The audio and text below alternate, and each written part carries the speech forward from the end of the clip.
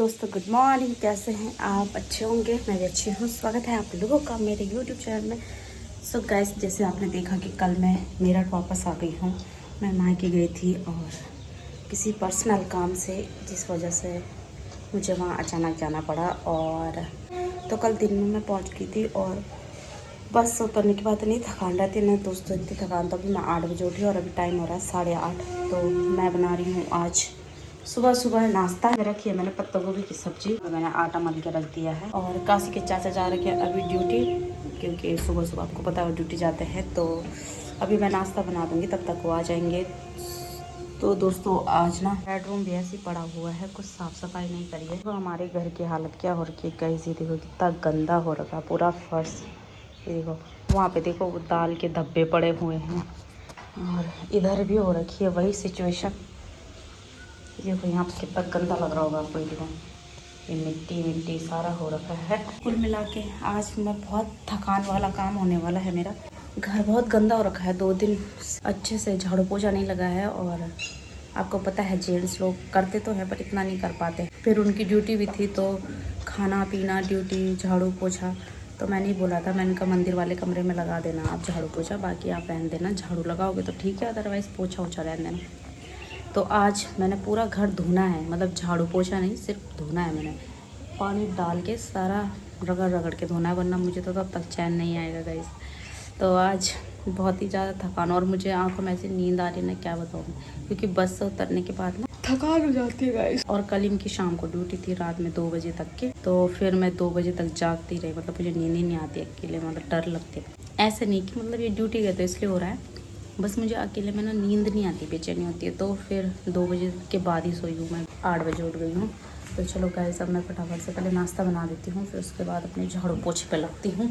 तो आज के दिनचर्या बहुत ही थकान बना दिया मैंने। नाश्ता इधर ऑमलेट, इधर पराठा और पत्ता गोभी की सब्ज़ी थोड़ी सी, और 1 गिलास चाय, क्योंकि सुबह सुबह तो चाय चाहिए नाश्ते के साथ, वरना मेरी रोटी जो है गले से नहीं उतरती। उसके बाद हमने मिल के काम करना है। मिल के तो नहीं, खैर क्या पता, मूड पे बात है, वो गलती से निकल गया मेरे मुंह से गाइस मिल के। तो बर्तन भी धो दिए मैंने, इतने सारे बर्तन हो रखे थे, अभी किचन नहीं धोया है। और साथ साथ में ना मैं यहाँ पे पानी डाल के साफ़ करूँगी, तो ये बक्से बुक्से उठाने पड़ेंगे मुझे। कुर्सियाँ उठा दिए, देखो यहाँ से साफ़ हो गया है कुर्सियों का काम। अभी टेबल भी मैं उस वाले कमरे में रख रही हूँ, और इस कमरे का पूरा जितना भी सामान उसको सब बेड में रखूँगी ऊपर। और कपड़े मैंने डाल दिए हैं आधे मशीन में, मैं आपको दिखाती हूँ।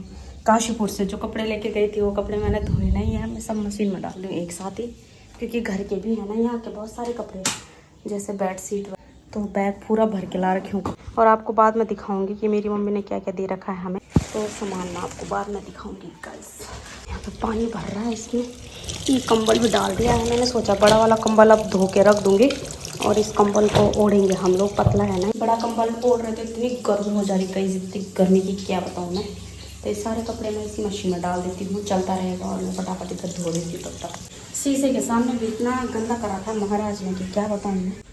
और किचन से मैंने 2 थैली भर के कूड़ा निकाला है, 2 थैली भर के। वो थैलियाँ भरते गए और उनको बाहर नहीं फेंका। ये वाला था, देखो इसको देखना है क्या कर रखा है, पता नहीं क्या क्या पोंछ रखा है उस पर महाराज ने। आगे साफ भी कर दिया था आधा आधा, पर उस पर जो चिपक रखा है ना कट कटा करके, उसको करना पड़ेगा सब। तो इस सूट का सारा कलर निकल गया मशीन में, देख 3 कपड़ों पे ना लग जाए कलर, क्योंकि उधर मैंने मशीन भी चला रखी है, और साथ साथ में मैंने हाथ से मैट भी धो दिए जितने भी थे, क्योंकि मैट मशीन में नहीं आते। तो सारे धो के सुखाने डाल दिए हैं, और कपड़े मैंने सारे जितने भी गंदे हो रखे थे, बेड शीट वगैरह सब वो मशीन में डाल दिए। और अभी मैं किचन पे लगी पड़ी हूँ। किचन इतना गंदा हो रखा है, मैंने कूलर साफ़ किया, कूलर में इतना सारा पानी और इतना मैला पानी, क्या बताऊँ मैं। इतनी गंदी महक आ रही थी उस पानी में से, पता नहीं सो भी कैसा रहता है ये आदमी। पहले कूलर साफ़ किया, और कूलर के लिए मैंने 2 बाल्टी पानी भर के रखे हैं, बाद में डालूंगी। अभी थोड़ा मैंने उसको धूप लगाने के लिए रखा है, ताकि उसके अंदर का जो महक है वो ख़त्म हो जाए। और यहाँ मैंने पूरा किचन रगड़ दिया है गाइस।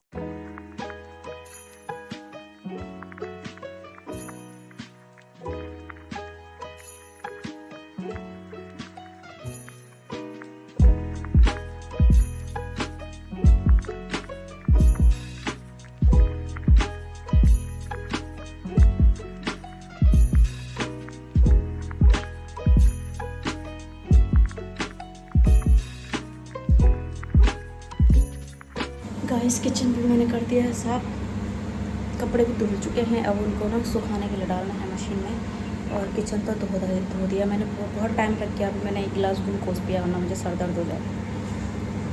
काशी के चाचा तो सो रखे अंदर, शर्म भी नहीं आ रही है उनको, भी नहीं आ रही क्या क्या लेके लगी है। जरा छोड़ो गैस, कोई नहीं करता किसी की हेल्प।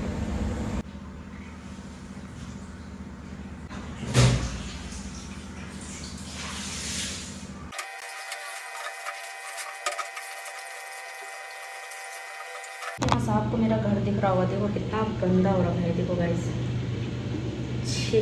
पूरा 1-1.5 घंटा तो मुझे सिर्फ किचन धोने में लग गया है। उसके बाद कपड़े भी डाल रहे थे, साथ साथ में कूलर भी साफ़ कर रही थी, साथ साथ में झाड़ू भी लगा रही थी। अभी मंदिर वाले कमरे में तो बहुत सारा सामान है नीचे बैठ के, तो वहाँ सिर्फ मैंने झाड़ू और पोछा लगाना पड़ेगा। 11:30 तो टाइम हो गया और 12 बजे खाना भी बनाना है।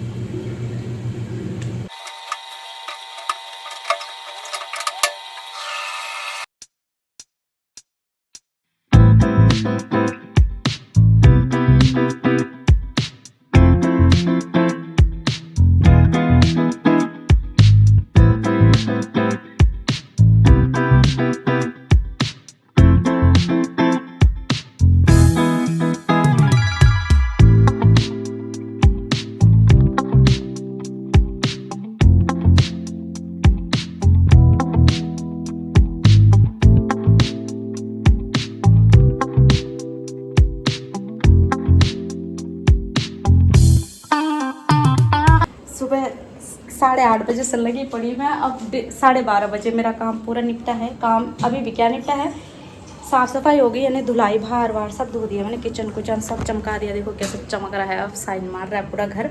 अब थोड़ा मुझे ज़रा राहत आ रही है। और अब मैं नहाती हूँ और उसके बाद ना खाना बनाती हूँ। थकान लग गई और बीच बीच में मतलब मैं पानी पीती रहती हूँ। इस काम करते हुए ना, नहीं तो मेरी फिर से वही चक्कर सर दर्द होना शुरू हो जाएगा। ताजी भी थोड़ा बहुत मेरे साथ काम कर रहे हैं।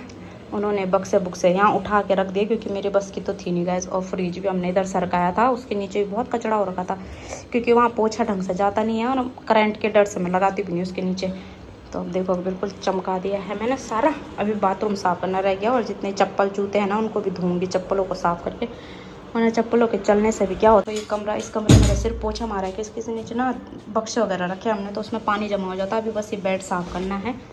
और ये वाला कमरा भी, ये तो मैंने धुला था, यहाँ का पानी सीधा उधर के रास्ते, और फिर वहाँ भी धो दिया, फिर उससे बाहर और कूलर भी धो के साफ पानी भर दिया उसमें। और ये वाली अलमीरा हमने यहाँ रखी थी ना, तो यहाँ धोया था, तो इसको यहाँ शिफ्ट कर दिया फ़िलहाल। तो ये बेड भी काशी के चाचा ने चमका दिया। ये सब कुछ नहा मतलब साफ़ सफाई का काम नहीं पड़ चुका है, थोड़ा मुझे चैन आ रहा है।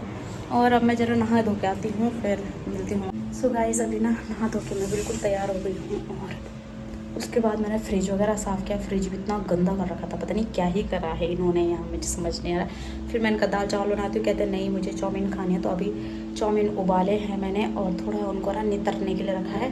प्याज उज काट दिया उन्होंने। अब मैं फटाफट उनके लिए चाउमीन बनाती हूँ। मैं आपको ना एक चीज़ दिखाती हूँ। मेरी दोस्त ना वृंदावन गई थी, जोशना, तो मेरे लिए देखो कितनी प्यारी इयररिंग्स लेके आई है। तो बहुत जल्दी ही इनको पहन के मैं वीडियो बनाऊँगी, बहुत सुंदर है। और थैंक यू जोशना। और साथ में ना वृंदावन का प्रसाद भी लाई थी वो, तो वो हमने खा लिया है। चाउमीन बना रही हूँ गाइस। ये कमरा भी सेट कर दिया है काशी के चाचा ने। ये संतरे में काफ़ी बहुत लाई थी, देखो अभी बच रखे हैं, मैंने खाए नहीं।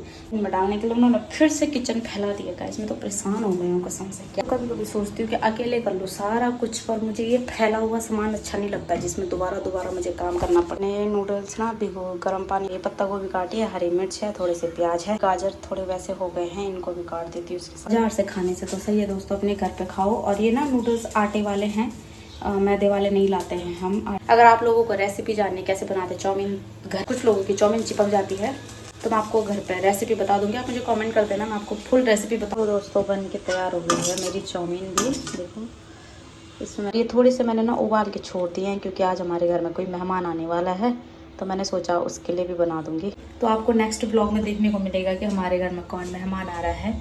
और यहाँ इस घर में मतलब पहला ऐसा सदस्य हमारे परिवार का जो यहाँ आ रहा है, अभी तक कोई नहीं आया है गाइस। तो दोस्तों करती हूँ इस ब्लॉग का यहीं पे एंड, मिलते हैं कल के ब्लॉग में। और उस सदस्य को भी हम कल मिलाएंगे, क्योंकि वो आज आएगा, तो कल मैं आपको उसको ब्लॉग में मिलाऊंगी। तो मिलते हैं कल के वीडियो में, तब तक के लिए बाय बाय।